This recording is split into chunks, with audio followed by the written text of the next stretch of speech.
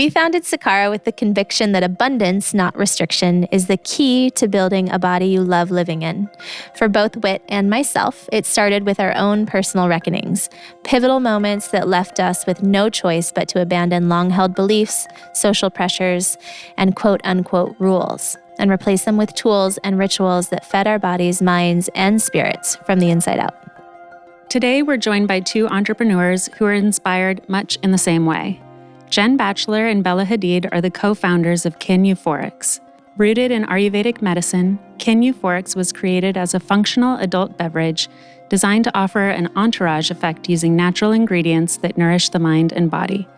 Kin is a choice that feels good, an opportunity to create communion over shared drinks and interests without hurting your mind, heart, skin, endocrine system, or integrity. We're so excited to speak with Bella and Jen about reimagining the rituals that help us reset, celebrate, and live more abundantly, particularly since we're taping this episode at the start of the new year. It's kind of a big deal. Yeah. It's the first time we've interviewed founders. Right? We typically go for doctors and researchers, but I'm excited. And there are two founders, two female founders. Like us, and also started their journey in a similar way, finding their own reckonings.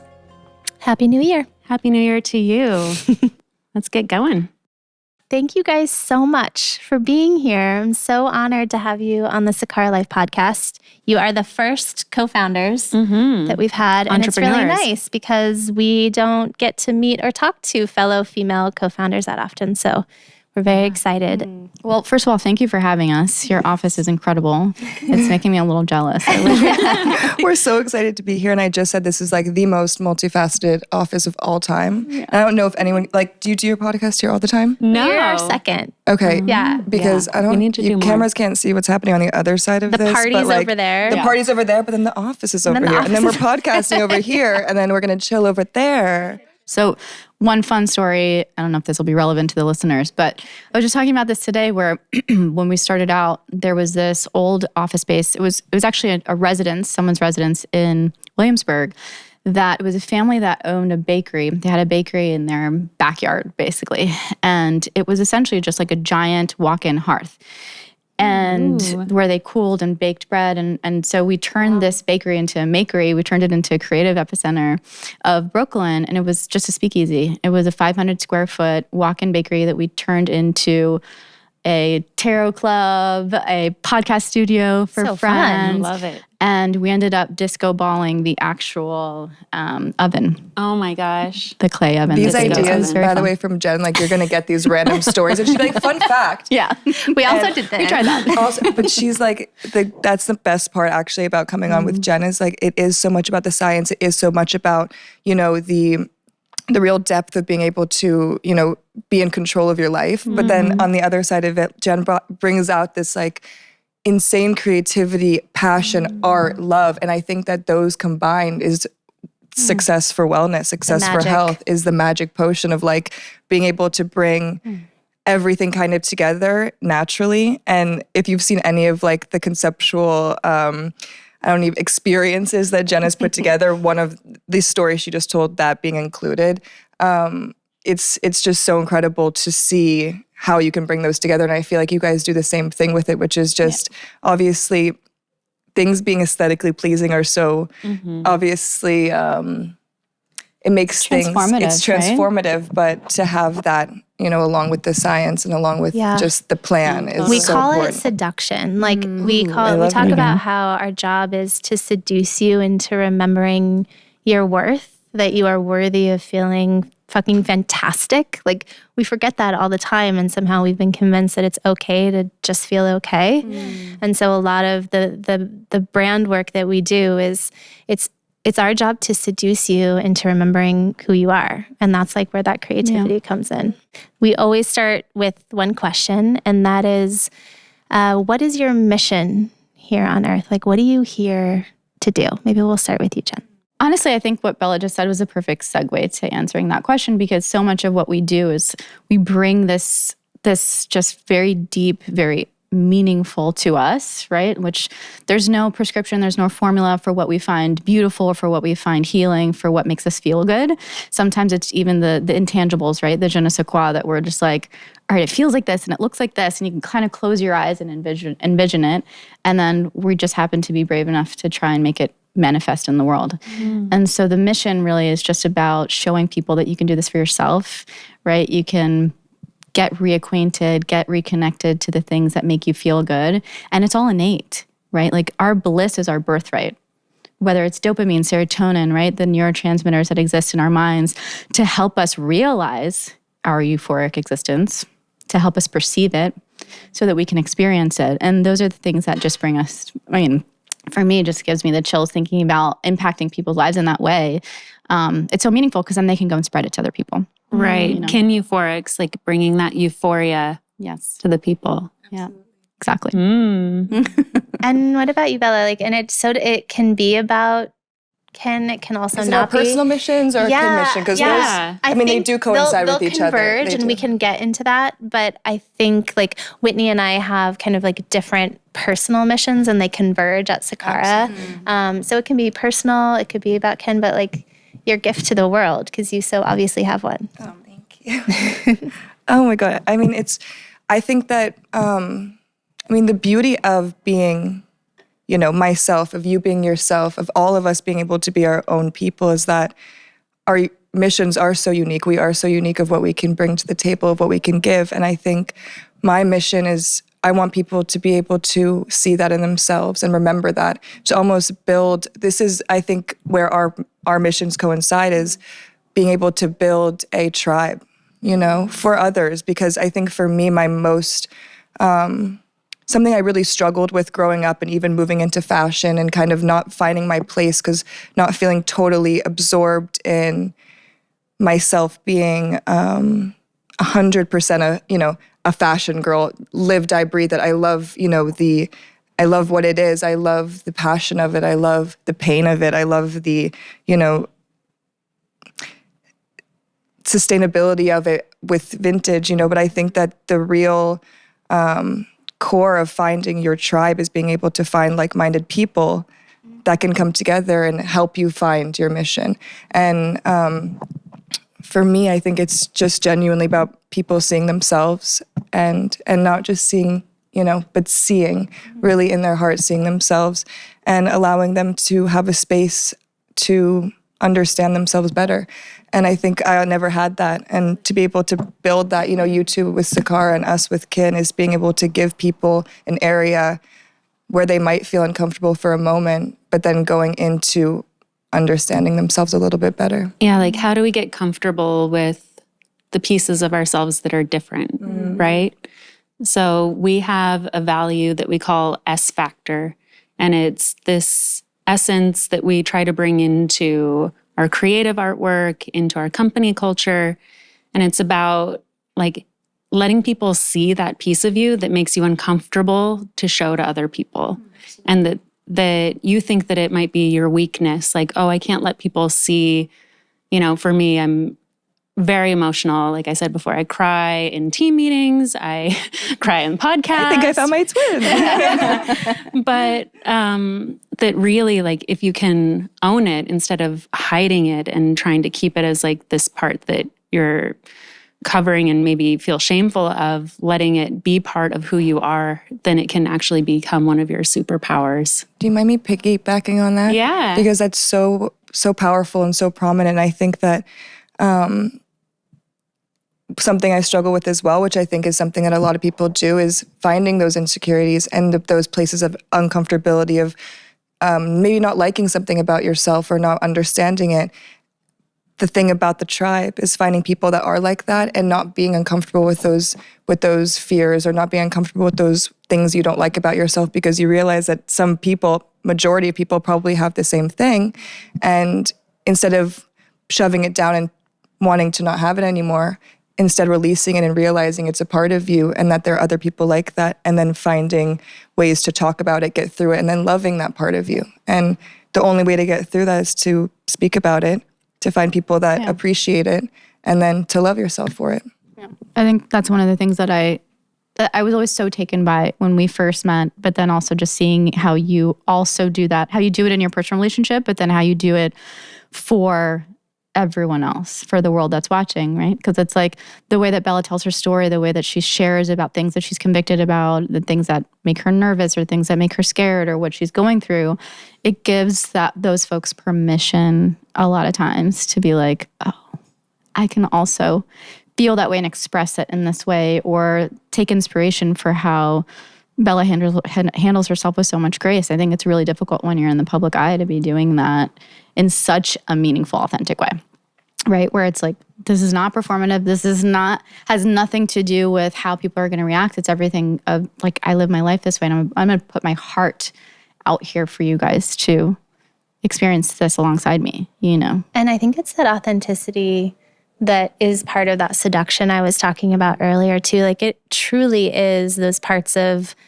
both of ourselves that we wanted to hide that brought us to Sakara. Like, I was a crazy yo-yo dieter and, thought my worth was wrapped up in how I looked. And, I learned how to deeply dislike myself and count calories and carbs and points and pounds, and never learned how to build a body that I felt really powerful in and empowered in. And I think it's that reckoning, right? It was realizing, like, I never thought that I would be spending my career talking about that. It was the one thing that I never wanted anyone to know, my insecurities about myself. And to your point, like, the more I would talk about it, the more I would find people who felt the same way.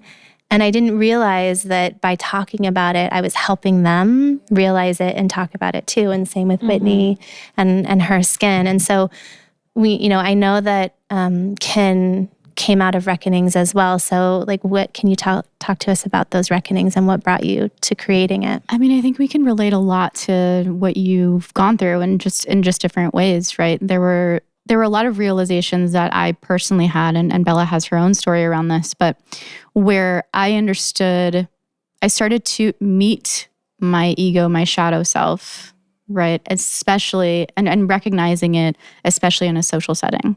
How do I want to be perceived? How am I presenting myself? What do I really want out of life? Are these things aligned, right? So all of these things were kind of always constantly calling me out on things that were not serving that purpose.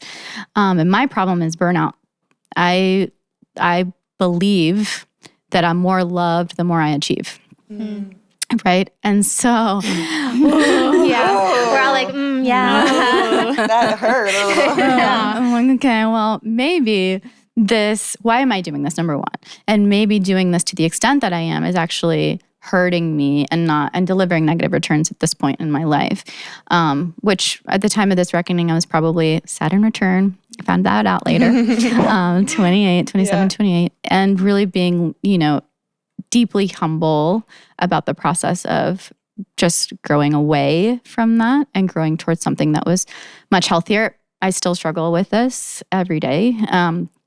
But when it came to what I was consuming, whether it was alcohol or anything else that's, toxic or not serving my highest psyche or my self-worth or self-value, it really was about, okay, what are the things that are reinforcing these beliefs? How can I show up with my full self and be content with just that?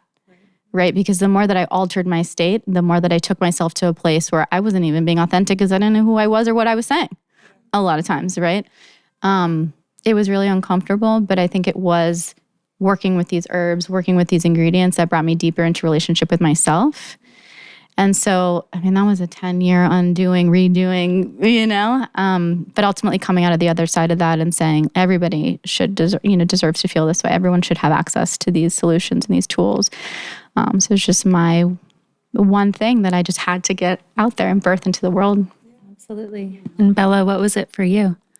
I know that your reckoning and some of the insecurities or emotions that you were feeling kind of brought you into this world with Kin. Yes. Like, can you tell us more about that? Yeah, absolutely. I mean, I think that when I came to Kin, it was a point in my life where, now I do it for 100% for everyone else. I live, breathe, and love, I don't know, being social, being helpful, and being a key to someone else's success at this point, but at that time. But also with the ingredient, like she is, when it comes to functionals, traditional Chinese medicine, Ayurvedic herbs, like Bella, you've been doing this already for like 10 years in your life. It's been my passion since I was probably 14, which then came from my Lyme and always kind of using, I had Dr. K in Los Angeles, who is this incredible Chinese medicine doctor who I had literally poured my entire life into, and he, gave all of that back to me tenfold, and that was all through Chinese medicine. But, fast forward, I didn't allow it to completely take over my life in the way that I do now. I think that for me, the biggest transformation was like my ego kill. It was when I completely had a life-changing experiences, work, a new lifestyle, not riding my horse anymore, being sick with Lyme, and then finding this little can that somehow made my day better. It made my life a little bit smoother. And whether that was because it was a routine that I had started for myself in that moment, which was almost something that Kin just gives you because of the effect that it has on you on the first time, the ingredients, the love that's poured into it. But, the first time I reached out to Jen was genuinely for myself, because I was like, I need to figure out who this genius is behind this drink that pretty much like in the moment saved my life. And it wasn't really even about me being like, I need to work with her. I want to get on this. Like, I want to make money with this. I just wanted to meet her. I wanted to meet this woman that to me was like the genius of our generation. For me, I just went through a lot of mental turbulence, and I moved from Los Angeles to New York, and then all of my best friends moved back to LA during COVID a couple of years ago. And so it sounds like Kin was really like this doorway for you into figuring out what you needed to be whole and nourished. And maybe not a temporary fix. Like it sounds like, just like for most people out there, alcohol can temporarily take your mind off of anxieties or this busy lifestyle or whatever it is. And then the next day you're back in it and you have to go back to your regular everyday life. So it sounds like you're now in a place where you're starting to create more rituals and habits and other ways of managing. I mean, you're no busier. You're not less busy today than you were, a couple of years ago or 10 years ago, whatever it was. You're probably busier and have more stress. So what are some of the rituals that you put in place now? Yeah, we call manage? it your toolkit. Like what's in your toolkit? I say the same thing. But I think the same way, which I really want Jen to touch on this because she has such an incredible routine, ritual, lifestyle that she's worked so hard on. It doesn't come easy, but I have to say the same thing with Kin and Sakara is that it's not about like putting this whole list in front of you being like, this is what you need to do to be great by tomorrow. Or not do. Or not do, but it really is about this like almost cycle of having something, understanding what it does for you, and then realizing that it's so much easier to give yourself that gift. Well, it's exactly what you said about sobriety. It's this thing where all of a sudden you place this mandate on yourself and you're like, oh my gosh, now I have to be this for life. There's a wagon to fall off of. So and if you decide intimidating. to have one sip of alcohol, you've ruined your commitment and who you are. Same with vegan. Yeah. It's like, so, or any diet, it's like there's that wagon to fall off of. Exactly. Setting yourself up to And disappoint maybe yourself. For certain people, they need those rules because it could be a slippery slope. Yes. But maybe for others, it can be too restrictive as well. And exactly. It's not to diminish the value of recovery. And there are programs that are certainly made for people that have worked for hundreds of years at this point, right? But there is a sense of freedom around, especially if I can speak specifically to what we create, because I know it the best, but around my rituals of revelry, right? When you think about just starting with the source, the seed of what you're exactly trying to experience in life, the more the things that you're trying to bring more of into your life, whether it's joy or vibrancy or a sense of energy. I remember meeting someone and I walked into the room. It was one of those days where my hair looked great. My skin was glowing for whatever reason. I wasn't on my period. And someone was like, man, I had overheard them saying, my gosh, I want to have her energy. She brings this energy into the room. And I was like, okay, that's my goal. That's goals. I want to make people feel that way everywhere, that's accessible, that I've brightened their day somehow, right? And so it's like, if you start from that seedling intention of the person you want to be, then you allow your rituals to be designed around that. How can I keep supporting that? Because I know supporting myself in that is supporting other people on their journey. So it's just, it creates this reinforcing cycle of self-support, because you know that you can't show up for your causes, you can't show up for your people, you can't show up for your work if you're not showing up with your full self, right? And so finding your intention first. Exactly. We call it your why. Yeah. We talk about it as like your why. It's like who you want to be. Yes. Yeah. And what are you doing it for? that through the little things that you do every day. You know, like I literally have the very simple ritual of just like, when I plant my feet on the ground when I wake up in the morning, it's 2 feet on the ground, right? So often you're like, okay, 1 foot to get out of bed, and you're already stumbling into the bathroom, right? Yeah. For me, it's like, okay, I'm walking, and if I've walked past my bed without 2 feet on the ground, I'm here today. I lived another day. Thank you. Thank you, Creator. Thank you, Mom. Thank you, my kids, right? Every day that I'm allowed to be alive, to contribute, to do something, that just reinforces my why, because it reinforces the fact that I exist.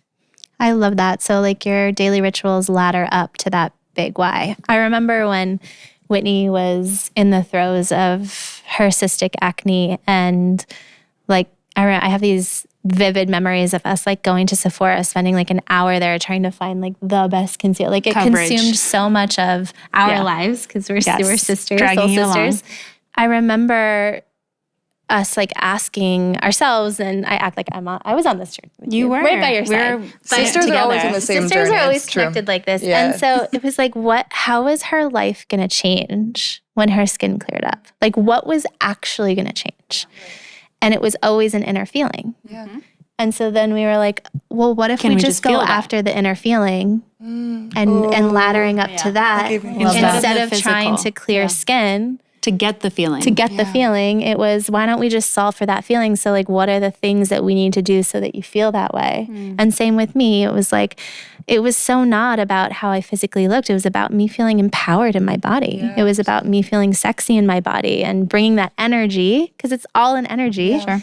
That was what I was craving. And so it was like, what do we need to do? And for us, nutrition was really that foundation that helped turn my brain on and fix our guts and allowed us to ladder up to that. And maybe like for us, it was the looking for love, more love from others when we looked a certain way or whatever, where yours was, when I achieve enough, then they'll love me. When it's like, when my skin is clear, then I'll feel love. But maybe it was worthy of love. Yeah, but maybe it was love from myself, and I needed to just start having that love for myself in order for my anxiety to come down, for my gut microbes to not feel my anxiety anymore, so that they could act in the right ways that then would clear my skin. So it was like coming at it from a different angle to actually end up clearing my skin. That's beautiful. But it hits it on the head for, 95% of all of your serotonin is built in your gut. And I can say it 1,000 times. I want the entire world to hear it because it's so important. And like, even being in those rat races of life and work and all of those things, being insecure, not knowing if anybody, is receiving you in the correct way, and realizing that it really does start from yourself, and understanding that like that aura comes from you. It's not about how many times your boyfriend tells him that he loves you. It's about how you go to sleep at night and telling yourself, I'm so lucky. And somehow with collective consciousness, it really does work and it turns out for you. And there's something so deeply prominent and profound about gratitude. And like, you really understand that when you're in those darkest parts of your life, you forget to have gratitude, when gratitude is the only thing that can pick you up from any of those places. And I'm sure that all of us have been there in those dark places where like that moment was when you started to just talk to yourself differently and started to have gratitude for yourself, and realizing that, oh my gosh, every morning my body works for me. My 2 legs, they can walk me to work. and I'm worried about the pimple on my face. You know, my brain works every day just to give thoughts. My heart works every day to give love. I can use my hands and my feet.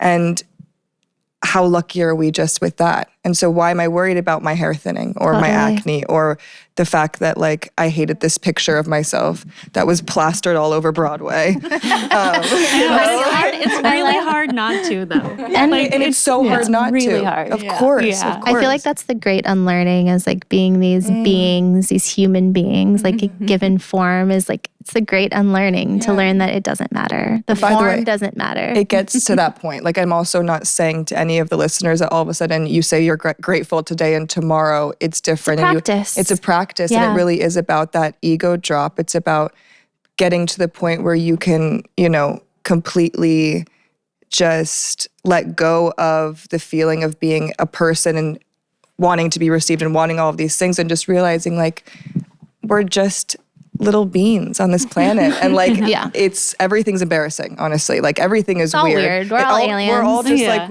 you know, we're all just trying our best, and like at the end of the day, if you can't give yourself the grace to be able to just realize that like it's not about that pimple, like it's just not about that, like whatever, that weird moment.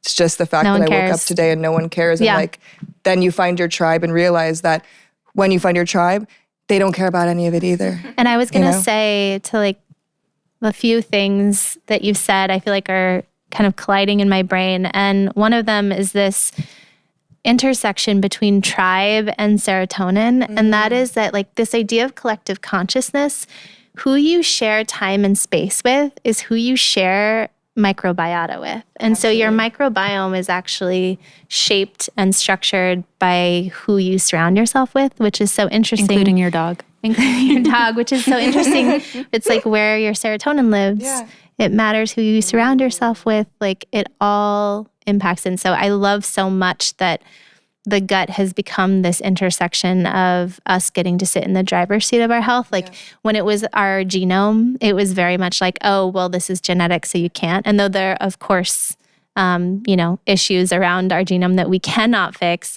there is so much we're learning because of the science behind the microbiome that we do get to impact, that we do get to shape. And one of them is not only what we consume, but who we surround ourselves with. And we have to remember, I mean, gratitude sounds like such a woo or soft science. It's not, right? Like when we're practicing gratitude, which literally means coming into consciousness with your own gratitude, naming things, visualizing things, physically manifesting that, letting that wash over you, you're actually reinforcing and creating dopamine, right? So your neurotransmitters are reinforcing and rewarding you for feeling that, so that now when if you start a gratitude practice, which is really just to say you're doing it over and over again, you're reinforcing that belief system. And you're reinforcing, especially like if it's a morning ritual, this sense of, okay, I have a healthy store of cortisol, but I'm not going to go and do the chronic anxiety thing that I'm programmed to do and check my phone and do all these things that send me into fight or flight. I'm actually going to stop, reinforce that gratitude ritual, increase dopamine, feel myself in the moment, so that I can actually gain some benefit over time from doing this practice. Does it drive you crazy then that... You wonder why my life changed? Like, I went under her wing for 3 years, and now I'm you know, now we speak the same language, but that's about it. It's not about the words. It's about the feeling. It's about the routine and the ritual you give to yourself for your greatest success. But does it ever drive you crazy? Because this is one of the things that really unnerves me, is this idea, and I'm dealing with it especially right now because I have 2 young children, this idea of like, oh, I deserve. So like, oh, I just deserve that glass of wine because I worked so hard. Or I deserve that, you know, whatever it is, red velvet cupcake because I worked so hard. And we learn that as children. And, you know, I think that's an unlearning we all have to do, is like, I did this and so I deserve a goodie, when in fact it's doing the opposite. Like it's not a goodie. It's actually... doing the instead of enforcing that dopamine, it's actually, you know, intercepting it. And so does that like unnerve you? Do you ever think about that? Like where people are like, I had a hard day, so I'm gonna have a glass of wine, and you guys are coming in saying you had a hard day. Like the opposite of what your, adrenals need is probably a glass of wine. They probably need these Ayurvedic herbs. Yeah, exactly. No, you're hitting it on the head. I have nothing really to add to that. It's one of those things where we're so socially programmed around these things. Talk about the short-term fix that you were talking about. Instead of having the long-term view on how I want to feel for the long term, that's like the short-term fix. If you move with intention and you move with the people that you are supposed to, that are good for your microbiomes, and really take that time for yourself. I think that, when you are in that kind of bad mental place where which is the ego talking, I deserve this, I deserve that, I deserve a piece of chocolate because of this or whatever, which sometimes, by the way, like, eat that chocolate. You don't need to say like you deserve it, just go eat the chocolate. But, I think for me, like changing that channel in my head of being like, I deserve this, like I started to be like, I deserve my alone time. I deserve my feminine time. I deserve to change my life. I deserve to make better eating habits for myself because I deserve that, and of really taking the word deserving to a new level of realizing that it's not about, what you deserve because you have done so much to get this special thing, but it's about just as human beings, we do deserve these. Just by existing. We deserve, love, or we deserve to feel certain things. And I just think it's important to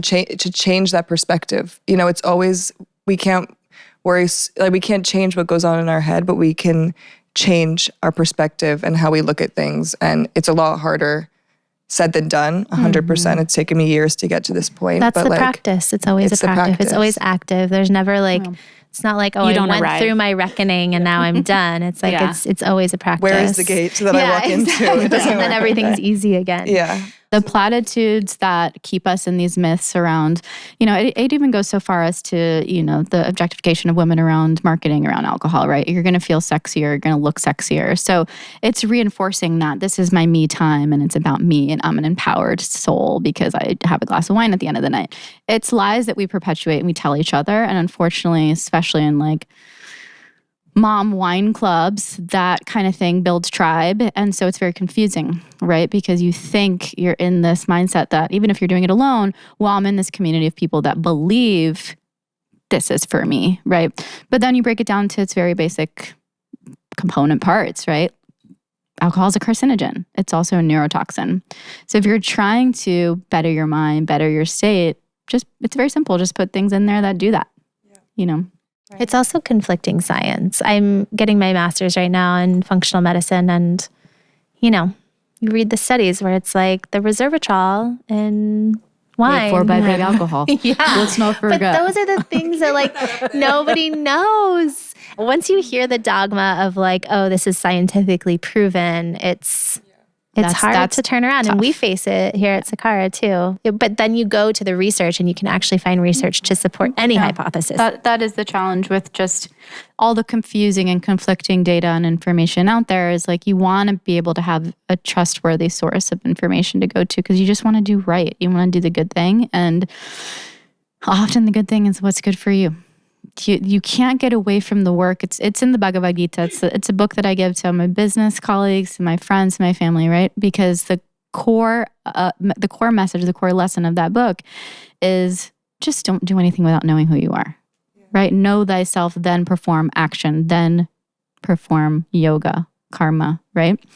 And like at the end of the day, we don't have a training for that. We don't go through self-awareness training as children. Well, I was going to ask about your friendship and your sisterhood because it's right. Let's get back to that. It's so clear, that you guys have a sisterhood and a connection.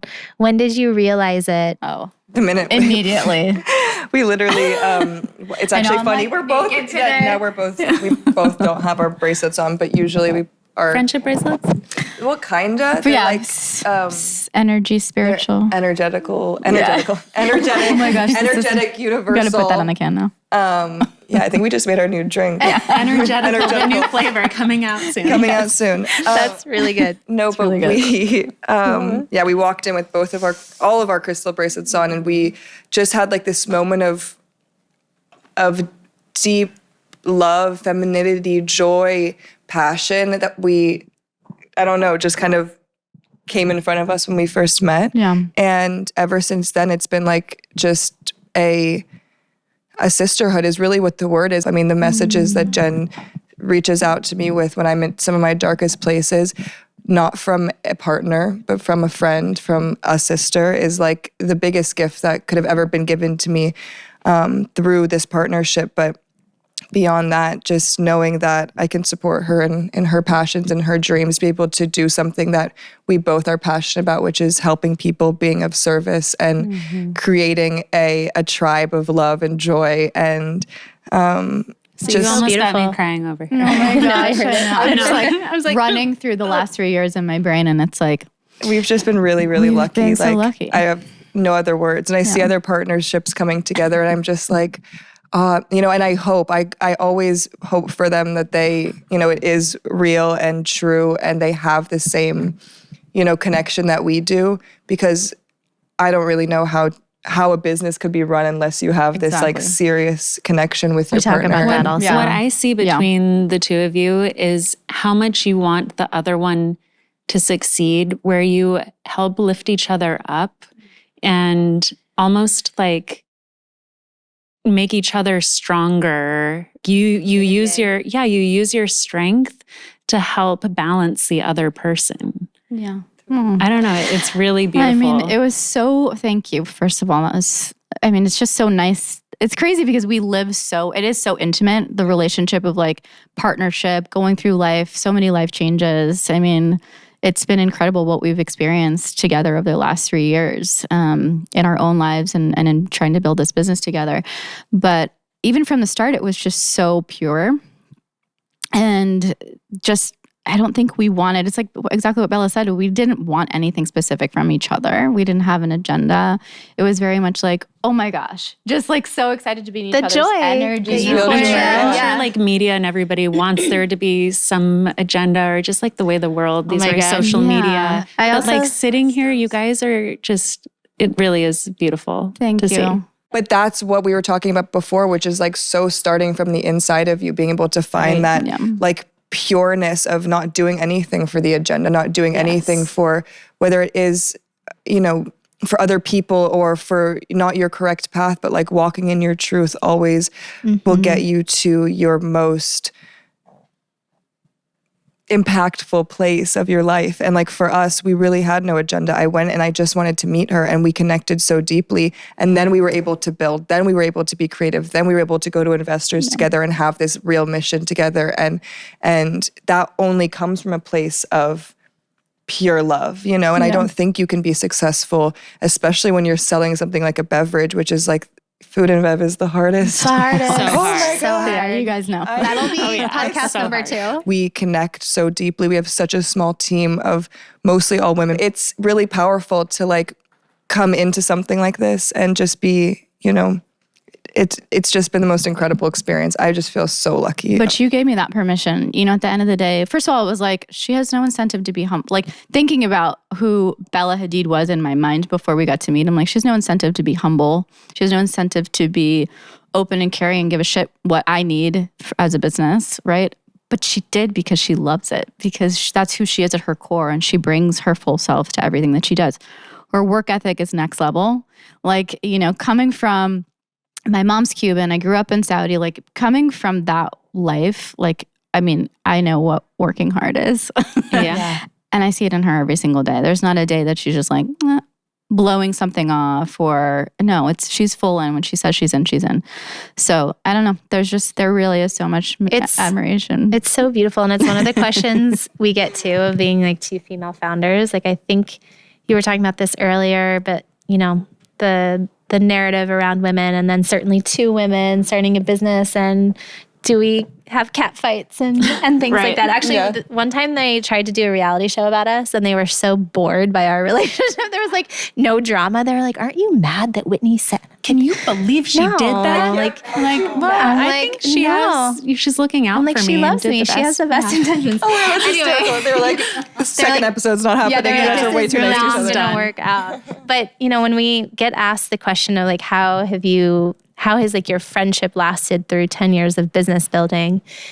We always answer, 1, immense trust. We've known each other since we were kids. And then two, similar to you guys, it's really, I want what's best for Whitney and then what's best for Sakara.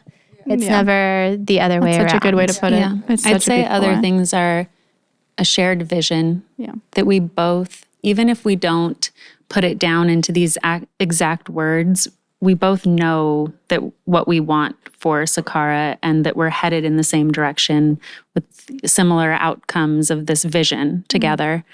And then I think that having a similar work ethic is important too, that you're both feeling the same love and care and drive, pushing it forward.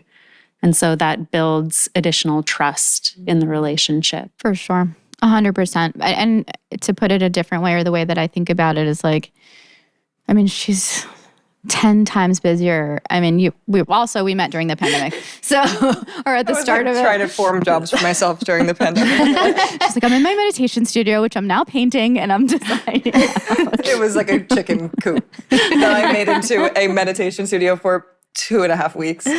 But it's like, if I don't hear from her for 48 hours because she's literally been on planes for 48 hours or whatever it doesn't matter what the reason. If I didn't give her the benefit of the doubt, she didn't give me the benefit of the doubt, we'd be going crazy. We'd be like, oh my God, no, we can't live like that. You can't. There's other harder things that happen. You said it earlier. It's like everybody's doing their best. Yes. Yeah. Well, you guys are just so beautiful and inspiring. And we have a party to get to. I'm so excited that we're doing this. Yeah. Really, I'm so excited to just celebrate, and for many reasons and also no reason at all, just to celebrate and talk about enrich our microbiomes together. We want to say thank you so much for having us, because this is such an amazing, not only opportunity for us, but just to meet you guys and to be here with you is like such a dream come true. And I think that like this partnership together was another thing that wasn't about us being like, oh, we need to do this big, package thing. It was really just being like, oh my gosh, these are two. Be fun. Yeah, not only would be so fun, but like working with two amazing women entrepreneurs that have intention, have passion, and have love for service. Wait, are we going to do light work? Oh yeah, we always close with light work. It's homework, but we call it light work because it's work to help you shine your brightest light. So whatever comes to you can be born out of this conversation. It could be totally random, but it's work for our listeners to do to practice shining their light. Right. So we'd love for you to share a light work for our Sakara Light listeners today. Give us an example.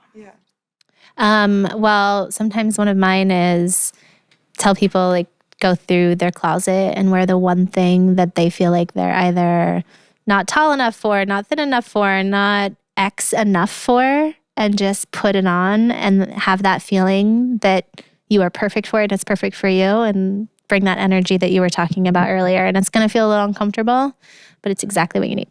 I have actually one that's not really like a perfect practice, but it is something that helped me. It's helped a few people I've talked to, which is a book called The Artist Way. And have you guys? Yeah. Okay. The morning pages? Morning pages. And for me, morning pages, even if I'm not doing the rest of the activities of The Artist Way, first of all, get The Artist Way. Okay? That's my number one thing of this Not week. Sponsored. Not sponsored at all. It's an old book, but it's genuinely because I know that it's helped. And when it comes from, it has a lot of different things that you can do, whether it's artist date, take yourself on one date a week by yourself, which is so scary and sometimes really uncomfortable. But after time, you start to understand it's not. And you really do get a sense of self and being on your own 2 feet and realizing that the independence and the things that you do for yourself make you stronger, make you able to stand on your 2 feet. And then the other thing that really helped me, which is something I've taken, I haven't done the full Artist Way in probably 2 years now, but morning pages, journaling is something that I forever will stand by. What do you journal about?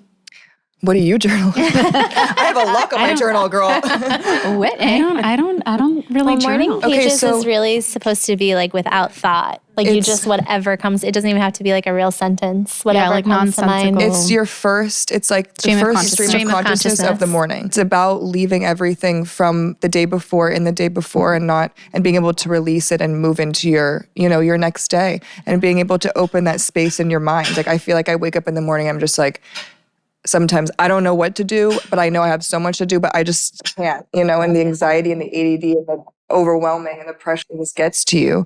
And sometimes when you're able to just, it's 3 pages. Put it somewhere. It's annoying, but it helps. And it's changed my perspective. It's changed my creativity. It's changed the way I look at things. I'm starting to write my poetry again. I started to write a movie through literally just the consciousness of what I was waking up to in the morning, dreams, things that like our brains are always and constantly working. And to be able to just at least do something that is productive for your mind first thing in the morning, it's powerful. then you can do what you want to do you're for the rest of the inspiring day. me to try Okay, this. good. Whitney has some light work And to again, Yeah.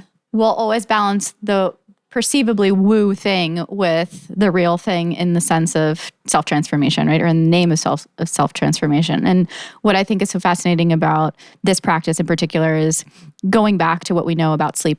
Sleep science still has a long, long way to go. We don't really fully understand what the purpose of sleep is. What I know to be true about sleep is we die and come back in our sleep.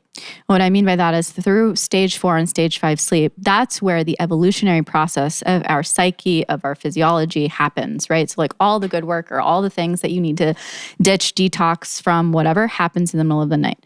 4 and 5 is when you assimilate and integrate all of these things, the learnings, literally everything, right? Everything is consumable. The light that we see, the things that we're saying, the things that we're hearing, eating, breathing, right? It's all a part of it. You talk a lot about the microbiome. It's everything. It's all of that, right? And so you literally wake up a new person every day. Physiologically, neurochemically, a new person. Not drastically enough that you're like, oh my God, my hair's different and I don't recognize myself. Hopefully not to that extent. But the point is when you sit down and you do that practice, whether it's meditation, journaling, you re-meet yourself. And to do that is such a powerful practice because you're giving yourself grace for loving the person you were yesterday, but also welcoming the person that you're going to be today. And it's a fresh start. It's so incredibly powerful for self-transformation. A lot of your customers and listeners want that for themselves. I think that's definitely one of the most powerful tools. And starting with, I'm so lucky, I'm so grateful, and then the rest of it kind of comes. Because sometimes you wake up and you're like, It's a great prompt. Yeah. Well, yeah. Because sometimes I'm like, fucking hate my life. I'm so annoyed. And all of a sudden you're writing 3 pages about like how everything sucks, which is fine, by the way. Also a good release. It's a no judgment page. No judgment page. Okay. And you can't read them back. You just you don't read them. That's an important rule. It's really important because sometimes you'll be like, what was I thinking last Or like, Monday? I said that so well. I'm just going to read that. Totally. But it's important to literally just release it and do it only for you, only for yourself. And put it away. And that's the part of the ritual and the routine too. Like I think everything that, we've said here today, like literally can get you through your morning. And it's about, even if you have to do that at night too, it's almost like just get it done, get it released. And there's Feels so much better. Yeah. Just less going on up there. I think we all need it. We all need it. Well, thank you so much. This is amazing. Cheers. Pleasure. Oh wait, we Cheers. need you to crack I need yours. to open mine. Oh yeah, Hold let's on. hear it. Let's get that sound effect. Right by the mic. Nice. You're hired. Cheers. Cheers. Love you guys. Thank you so much. It was so lovely.